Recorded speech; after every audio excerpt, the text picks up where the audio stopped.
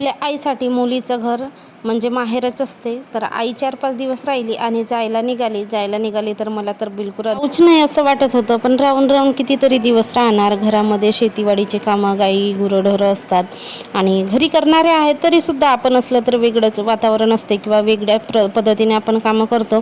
आणि ह्यावेळेस जरा जास्त दिवस राहिली आई, कारण मला पण काम होतं त्याच्यामुळे ती राहिली. गावाला गेल्यानंतर मला तर अजिबात करमलं नाही. तो दिवस म्हणजे भरपूर असा मोठा लागला, एकदम हार्ड दिवस लागला. आणि रुद्रांश शाळेतून आला, त्याला आई दिसली नाही. तर आई कुठे गेली, कशाला गेली, घरीच राहिली नाही, थांबवलीस कसं नाही, कशाला जाऊ दिले, असे हजारो सवाल त्याने मला विचारलं. नंतर संध्याकाळी आम्ही रुद्रांसोबत फिरायला गेलो. तर इथे हे नाल्या दिसतात ना, इथे रुद्रांची गोडी पडली. असं त्याच्या हातामध्ये काही ना काही असतेच. तर फिरायला जाताना त्याने गोडी घेतली होती आणि इथे पाणी बघत होता, तेव्हा त्याची गोडी पडली. तर तो तिथेच नेतो मला गोडी बघायला, पण गोडी कुठे दिसणार.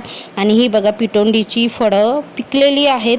संध्याकाळच्या स्वयंपाकामध्ये मी बनवलं होतं चिकन, कारण आता नवरात्र पण लागणार आणि रविवारी आम्ही खात नाही, त्याच्यामुळे मग शुक्रवारीच यांनी चिकन आणलं होतं आणि मी चिकनच बनवते मस्त चमचमीत असा. आणि आमच्याकडच्या भाज्या जरा तिखट असतात.